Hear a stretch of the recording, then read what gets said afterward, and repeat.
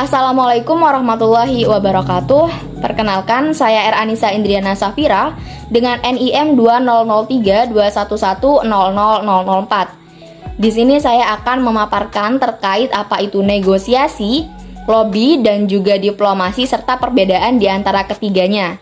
Tugas ini saya lakukan untuk memenuhi tugas mata kuliah negosiasi dan juga advokasi bisnis dari kelas Agribisnis A. Selamat menyaksikan. Terkait negosiasi, lobby, dan juga diplomasi.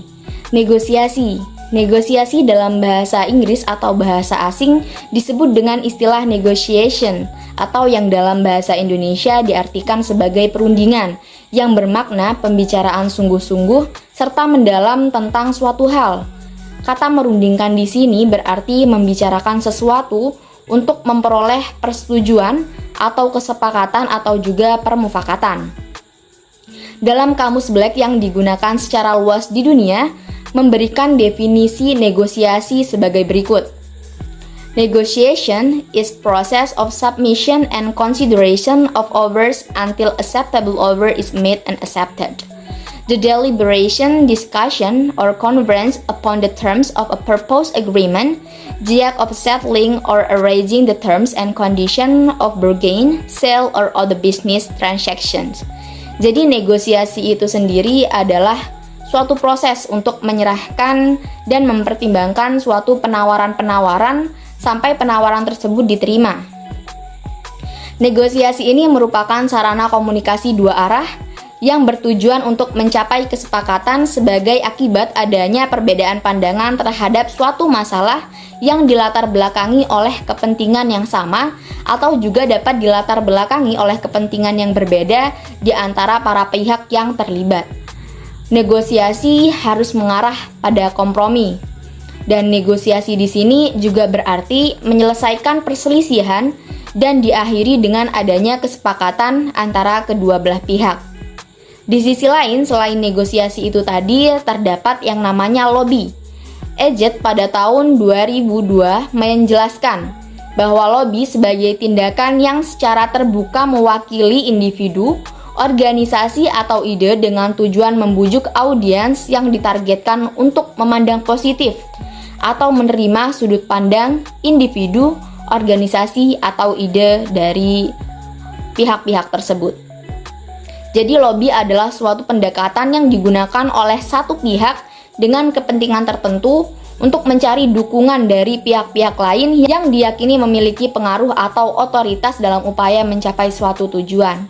Lobby juga disebut sebagai aktivitas orang yang berusaha mempengaruhi orang lain untuk tujuan tertentu, seperti lembaga pemerintah atau juga organisasi-organisasi tertentu.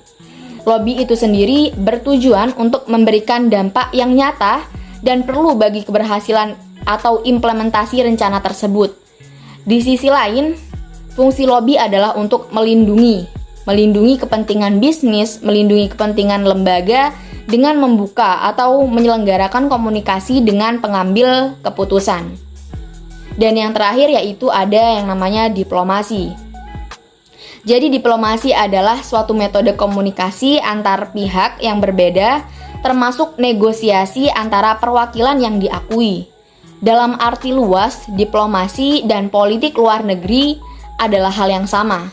Namun dalam arti yang lebih sempit atau lebih tradisional, diplomasi mencakup sarana dan mekanisme, sedangkan politik luar negeri itu sendiri memiliki dasar atau tujuan. Dalam arti yang lebih sempit, diplomasi mencakup teknik operasional di mana negara mencari kepentingan-kepentingan di luar yuridiksinya.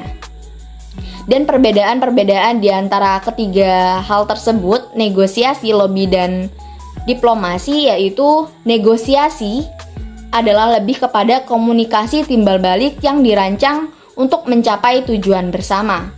Sedangkan lobby sendiri sering juga dipakai untuk mengatasi tahapan negosiasi antara dua belah pihak yang sedang mendapati jalan buntu dan tidak menemukan adanya kata kesepakatan, yang mana pada akhirnya lobby ini sendiri meratakan pengertian mengenai hal yang bersangkutan dari masing-masing individu. Dan diplomasi itu sendiri merupakan seni dalam berunding, seni berembuk cara menyampaikan suatu pesan atau tujuan melalui pembicaraan atau perundingan. Jadi, perbedaan di antara ketiganya yaitu jika negosiasi di sini tidak berhasil, maka akan ada yang namanya lobby, di mana lobby ini akan dilakukan ketika proses negosiasi atau tawar-menawar secara timbal balik antara kedua belah pihak itu tidak berjalan dengan lancar. Dan diplomasi itu sendiri merupakan seni dalam berundingnya, seni dalam menyampaikan suatu pesan atau tujuan melalui suatu pembicaraan atau perundingan yang dapat menemukan titik tengah dari perbincangan atau permasalahan yang sedang dihadapi oleh pihak-pihak tertentu. Sekian yang dapat saya sampaikan terkait negosiasi, lobby, dan juga diplomasi. Kurang lebihnya mohon maaf. Wassalamualaikum warahmatullahi wabarakatuh.